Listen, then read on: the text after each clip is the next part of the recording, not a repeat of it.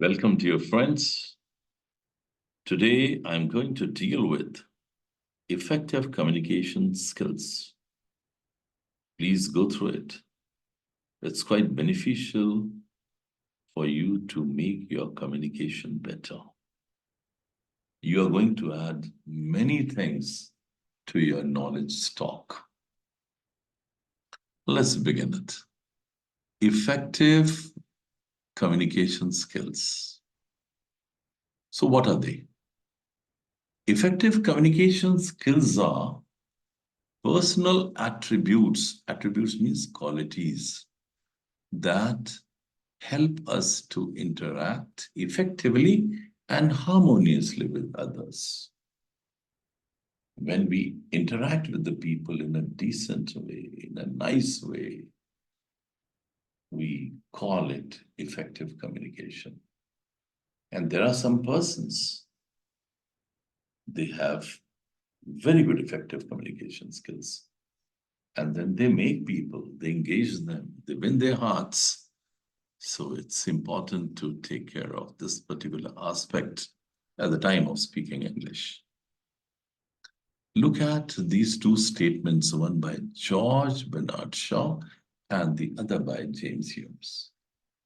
George Bernard Shaw has said, the single biggest problem in communication is the illusion that it has taken place. Means, we say anything. That is not a communication. It has to be appealing. It has to be effective. It has to be decent and engaging. Then it is a communication. James Hume has said, the art of communication is the language of leadership. Yeah. You can speak effectively and win the hearts of the people. You will be an effective leader. Now, there are a few objectives. We have to take care of it. And we have to take care of them as well. Number one, to know the terms associated with communicative skills to make communication effective. Second one, to know the nuances of effective communication skills that will elevate the self-esteem and make the person confident. To speak better at home, at workplace, and in society too.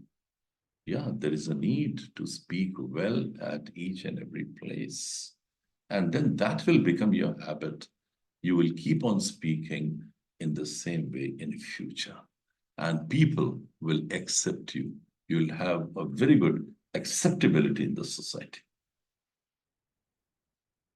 Now the question arises, what effective communication is? So dear friends, it's a process of exchanging our views, thoughts, ideas, feelings, opinions, knowledge, and data so that the messages are received and understood well for appropriate actions. One word has come, data. I have heard many people saying data. Please don't do that. It is data. And data is plural. It has two singulars, dictum and datum. So you can say singular plural, dictum, data, datum, data. So please correct. Now, I'm going to tell you about the other attributes of communication skills. What are the attributes, main attributes of communication? And what are the things we have to take care of? We have to take care of VAT, voice and accent training. Yeah. Voice. There should be a good flow of voice. We should pronounce the words correctly. We should speak in a moderate way to make the people understand. Then adaptability. There are people that speak in a better way. Adapt it. Make it a part and parcel of your communication. Then critical thinking. self-motivation, time management, stress management, and ability to work under pressure, and then problem solving. So these are the main attributes of communication skills. If we take care of all these things, our communication will definitely become better. Dear friends, take care of the following while speaking. The first one is tick. Sometimes it ticks also. It means repetition. It is used for repetition. Sometimes there are people who are in the habit of saying, okay, thank you. That really looks odd in communication. So it is better to avoid it. Avoid ticks. Avoid saying, okay, thank you, please, etc. Then come to expletives. There are a few people who are in the habit of taking oath at the time of conversation. They swear, they say, I swear, I take oath. That is not required in effective communication. Better avoid it. It looks odd. Then back channel or fillers. Yeah, these are used, Yeah. People say, right. They're used in verbal as well as non-verbal, both. I'll tell you about these two terms, verbal and non-verbal. Just wait for a while. Better avoid, but it's also important to use at some places. Use it or use them in moderation, not very frequently. Use when the occasion demands. Then come to euphemism. It's nothing. It is using embarrassing expressions, such as, he has died. So died word pinches. It doesn't look good to hear died or die. So it's better to use different expressions which are quite polite. Use better expressions such as, he has passed away, or he is no more. It's very unfortunate. If we speak in this way, it would be better.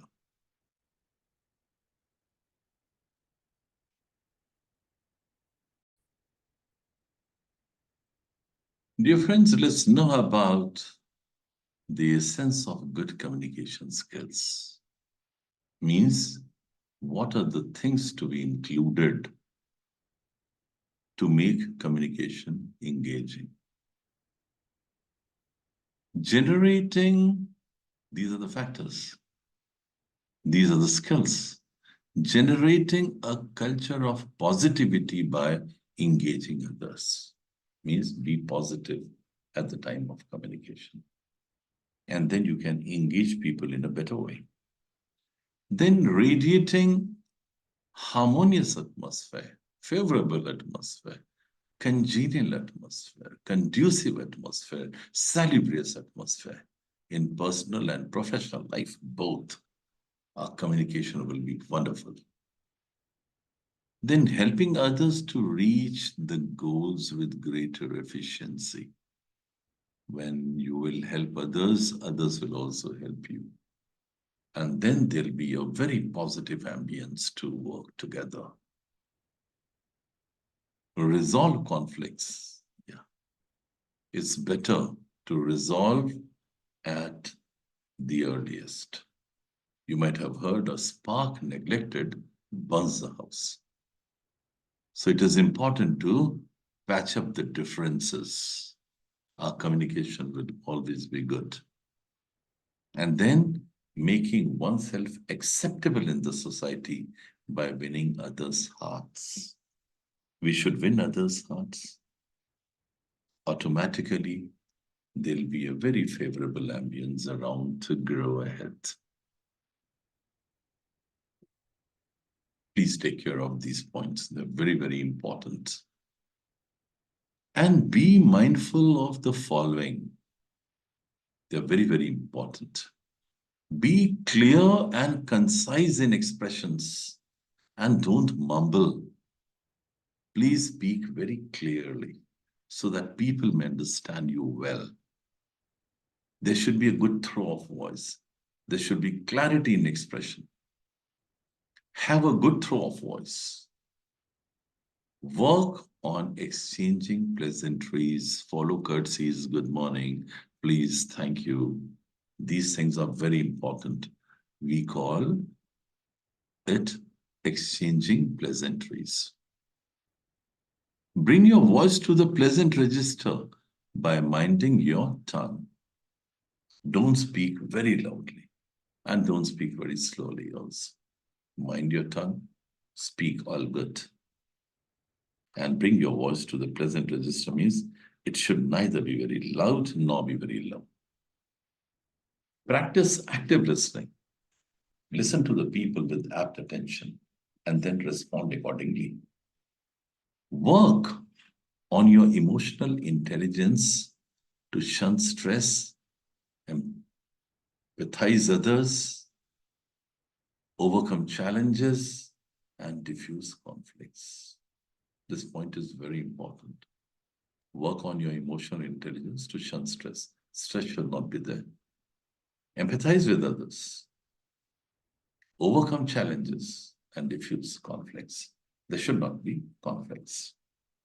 And take care of grapevine communication, dear friends. This may be new to you. Grapevine communication means workplace communication. When you go to your office or school or college, you converse with your friends, your colleagues. That communication is called grapevine communication. So please take care of this communication.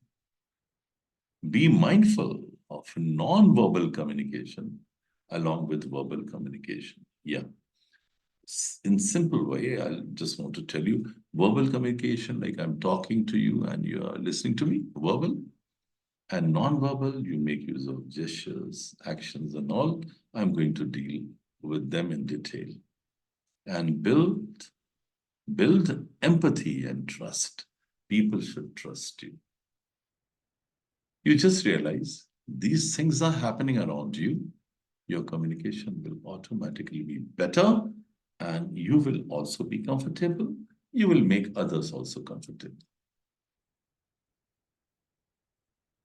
Kinds of communication skills. Now, there are two kinds. I'm going to focus on them. One is verbal and the other is non-verbal. So at first, verbal. There are two types, verbal and non-verbal communication. Be skilled in these two components of communication. So at first, verbal communication. This verbal communication is also called vocalic because it has voicing effects. Your voice will be heard. And two components, what are the two components of verbal communication? One is oral and the other is written. So when we communicate in an oral way or by written means, they become the components of verbal communication. So the need is to work on them nicely. Look at one example or some examples. Oral. One-to-one interaction or one-to-many. When you talk to your friend one-to-one, single, and when a teacher talks in the class, it is one-to-many situation. Then presentation, public speaking ability, good telephonic skills. These are the things that come under oral communication. And then written, when you write, so you take care of your spellings, grammar, circulars, letters, reports, memos, emails, etiquettes, agenda, etc. So in a nutshell, I want to tell you that there are two components of verbal communication or vocalic. They are oral and written. Please understand these things very well.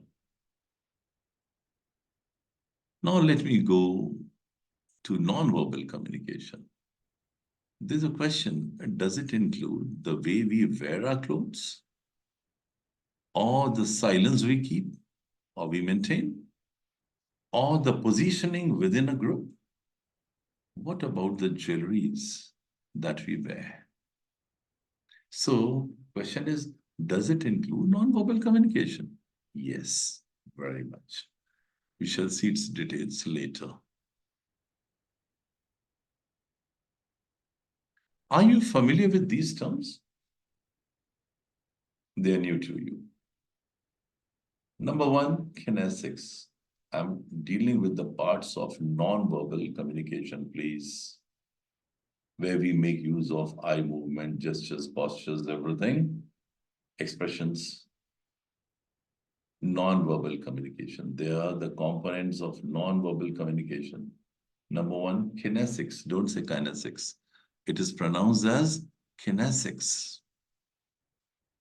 It is related to our postures. Postures, you understand? You stand in a different way. Maybe in the studio, you give a pose, then gestures, your facial expressions, your countenance. Countenance means facial expressions. And then your eye movement. So three things mainly come under this. Kinesics is related to our postures, gestures, and eye movement. And it is important for us to take care of these three things. I should say, we should take care of kinesics. Then come to oculesics. Dear friends, it is a part of kinesics and deals mainly with the eye behavior. Eye behavior. How do we look at the people? That matters a lot. Eye behavior. So almost they are same, but under kinesics, we deal with postures, gestures, and eye movement. And in oculesics, we deal with our eye behavior. Please understand. Then come to proxemics or spatial. Proxemics has come from proximity. It is nothing, it is a space management. At the time of communication, it is important to take care of our postures, then gestures, and then eye movement, and then eye behavior, then space management. All these things are taken care at the time of nonverbal communication. Chronemics. Chronemics is a time management. For example, at the time of conversation, give chance to the other person also to speak. The communication will be engaging and better. If you speak for a long time, it will be quite boring and the other person would not like to hear you. So please take care of this aspect. And this is called chronemics. It's nothing, only a time management at the time of communication. Come to chromatics. It's related to our color sense, especially while wearing clothes. The person who has idea about chromatics will wear proper clothes at the time of interview. He will select good color combination. That's why chromatics are also very important in communication. Dear friends, two things are very important in life, address and address. What type of clothes we wear and how we open our mouth. That is what we are rolled into one. Remember, the personality of a man can be assessed by three ways. First, by look, second, by talk, and third, by dealing. So we have to work on these things. Chromatics come from chroma. Chroma means color. Color sense is very, very important. Then haptics, or it is also called tactile. It is a touch gesture. Look at it. When somebody gives you a pat on your shoulder, your self-esteem goes up. And then you have a desire to work in a dog determination or with a dog determination. You work with a dog determination. That is haptics. It is a touch gesture. Shake hand is also part and parcel of it. Pull, push, anything, that they are the part and parcel of haptics or tactile. So it is a touch gesture. Then olfactics or pheromones, it is a chemical communication. See, some people smell bad. They repel others. Some people smell good. They attract others. So it is important to take care of our cleanliness. Olfactics means pheromones, chemical communication related to sweat. Then artifactual or objectics, message conveyed by objects that are made by human hands. Clothing, tattoos, jewelries, body piercings, special decorations, etc. Or there are certain things related to historical or cultural aspects of that particular place. So we take care of all these things. And when we take care of all these things, we say that we have taken care of nonverbal communication. Look at it, gustoris. Taste of food. It shows pleasure or displeasure. When you eat food, it is good. You show good expressions. And when it is not, you show that expression also that you're not happy. So it is called gustoris. It is related to taste of food. Then aesthetics. You have the ability to appreciate nature and beauty. Then we can say that you have aesthetic sensibilities. Dear friends, come to paralanguage. It shows speakers' feelings, emotions, attitude, etc. It also shows non-lexical components such as intonation, pitch, speed, hesitation, noises, facial expression, gestures, etc. So these are the things that come under non-lexical components. Come to territoriality. Territoriality, entering different countries. See, when you go to America, you are identified by the people because of your body, culture, facial expressions, and many other things. Entering different countries. And always remember, when you go to different countries, speak good about them if you want to make your communication better.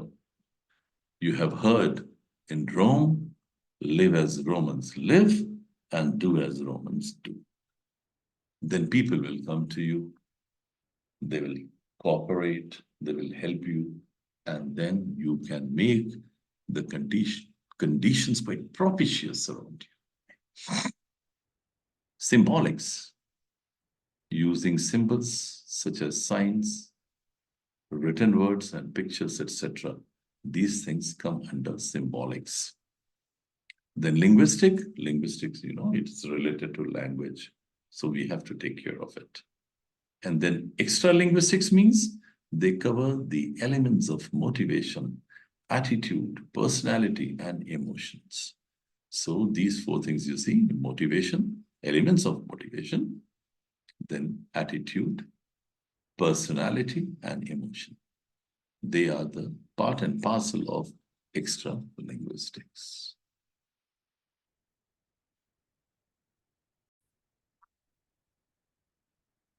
Dear friends, we shall now deal with useful information about territories, areas. In fact, it is a part of proxemics, and it has come from proximity.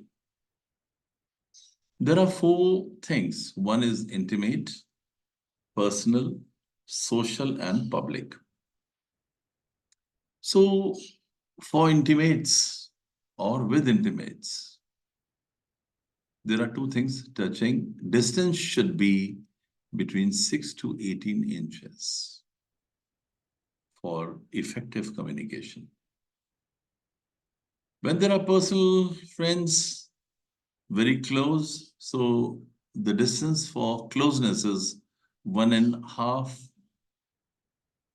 feet to 2.5 feet. And far, 2.5 to 4.5 feet. Then it looks ideal, it looks good to converse with the people. When there's a social circuit, social communication, then closeness is between 4 to 7 feet, and distance is nearly 7 to 12 feet. But when there are public speeches, you are addressing the public. At that time, the closest one is 12 to 25 feet, and far away is like 25 or greater, 25 feet or more. And this area belongs to Proxemics. At the time of conversation, we should maintain minimum standard distance if we want to make our communication effective. So please take care of this aspect. Now look at the main components of communication.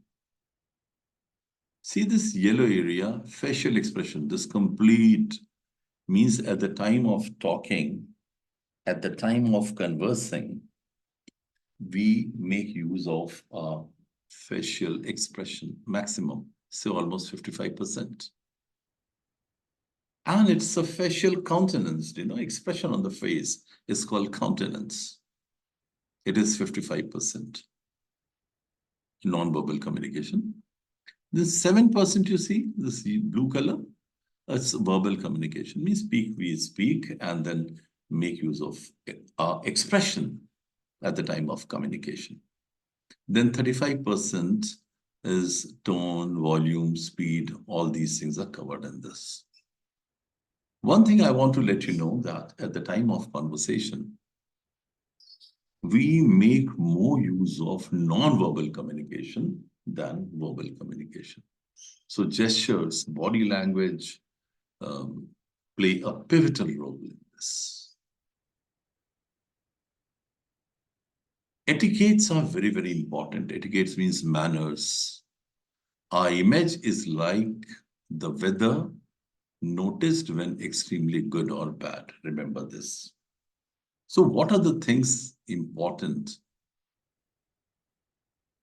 Smile. Wear smile on your face. Dress up properly. I told you 2 things are very important. Your dress and address. Then your communication will be fine. Then expressions. Your expressions must be comfortable expressions. See that your relationships are very cordial. Manners are affable.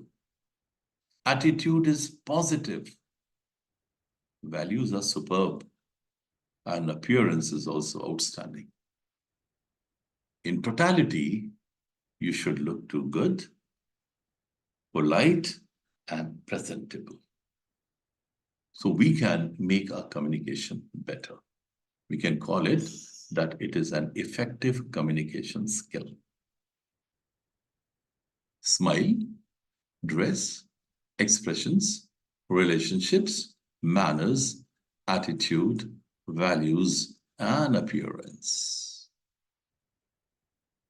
There are different ways to communicate, dear friends. Pay attention here. Look at it. One is extrapersonal communication. It is interaction with other species or non-human entities. When this is happening, we call it extrapersonal communication. Then come to intrapersonal. It is interaction within. Sometimes we talk to ourselves. The interaction is within. Yeah. And then interpersonal, it is an interaction with 2 or more persons. So just remember, extrapersonal, intrapersonal, and interpersonal. Then in organization also, there are people who converse. One term is internal communication. It is interaction within the organization. When it is happening, we call it internal communication. Come to external communication. Interaction in external environment. You are interacting with the people outside.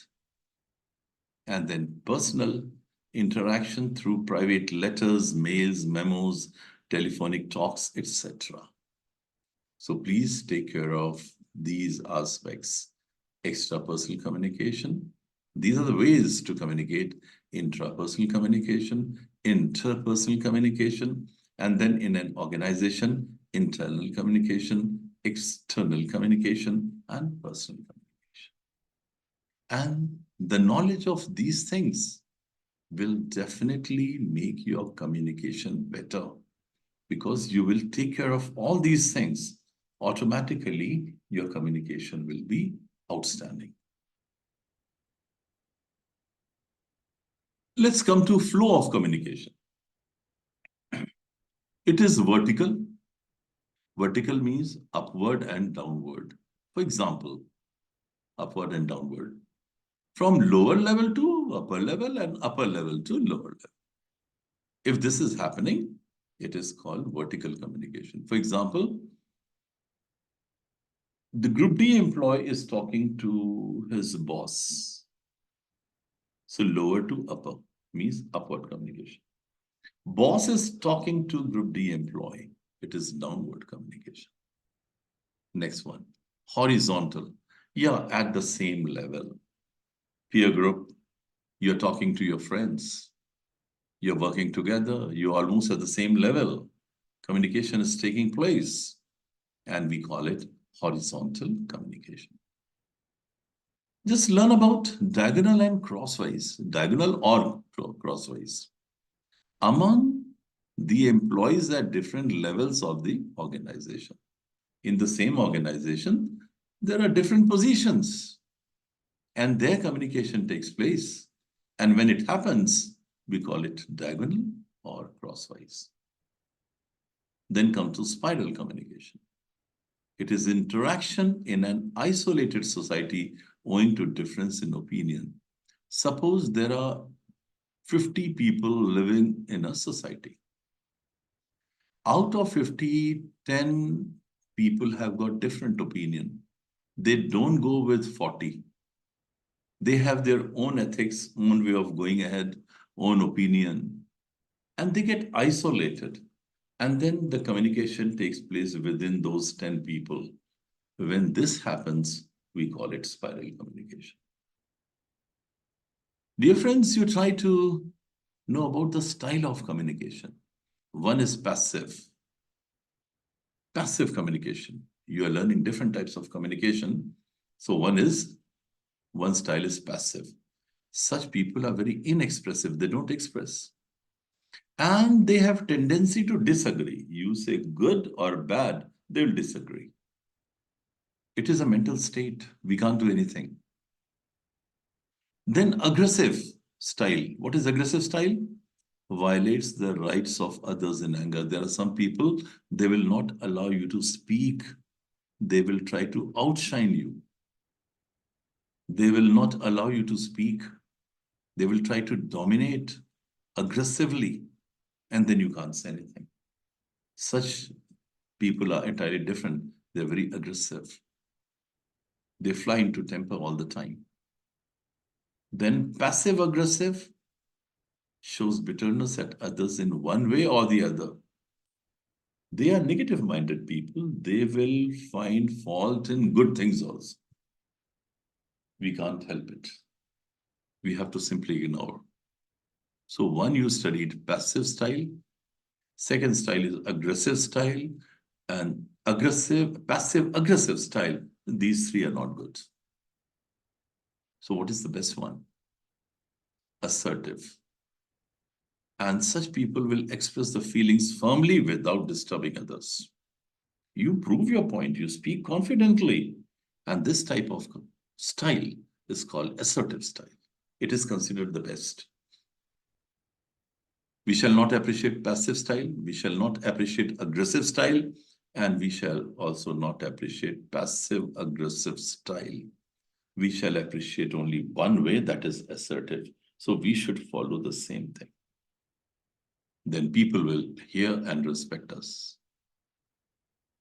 Think about synchronous communication. It has got immediate response, immediate response. It happens in a moment, in a fraction of seconds. And at the same time, it is called simultaneous communication. It is faster and more dynamic. Example, phone calls and video conferencing. And sometimes at the time of group discussion also, you find All the people speak together. Nobody listens to anybody. These responses are immediate. It is together. This type of communication is called synchronous communication.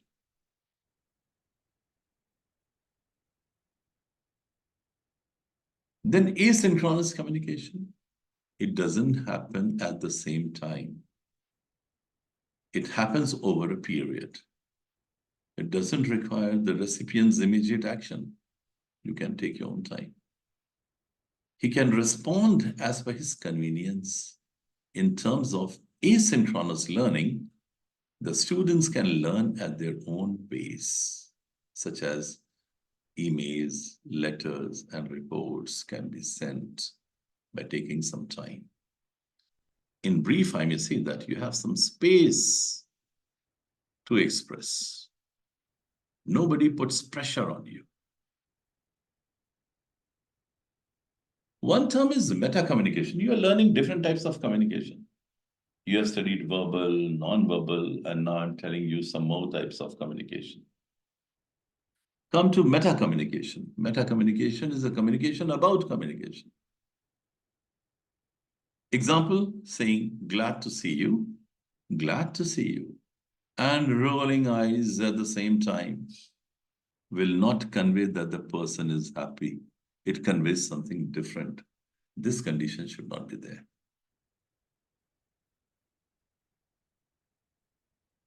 We have learnt about 7 C's of communication. 7 C's of communication. One is clarity, then completeness. Complete sentence should be there. Communication should be complete. There should be conciseness in communication. Consideration should be there.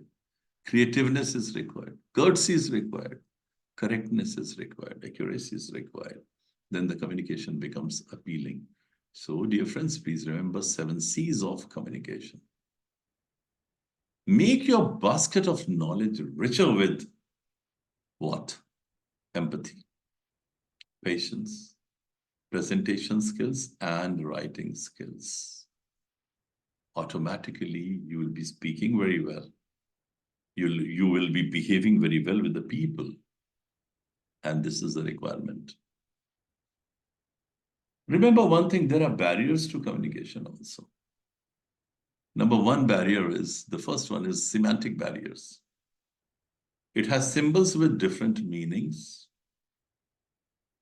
badly expressed messages, faulty translation, unclarified assumption, specialist language. These things come under semantic barriers. In an easy way, you understand, somebody has spoken using difficult words you have not understood. So this comes under semantic barriers. And you have understood it easily, then it doesn't come under semantic barriers. In the same way, you are familiar with the term. There's no barrier at all. You're understanding everything. But when you're not understanding the words, sentences, pattern, then it comes under semantic barriers. Emotional or psychological barriers also there. Inattentiveness. Somebody is inattentive, then it is emotional or psychological barrier. Poor retention power. Person is not able to retain. Undue reliance on the written word. Distrust of communication. Failure to communication. These things come under emotional or psychological barriers. Then there are organizational barriers also, such as organizational policy, rules and regulations of the organization, status relation, complexity in organization. Then we call them organizational barriers. And thank you for your time and patience. If this video is of your choice, please do like, share, and subscribe it. Thanks a lot, dear. In the next session, in the next video, I'll be posting determiners. Please go through it and try to get the benefit of it. Speak effectively. I wish you a roaring success in your future endeavors. Thank you once again.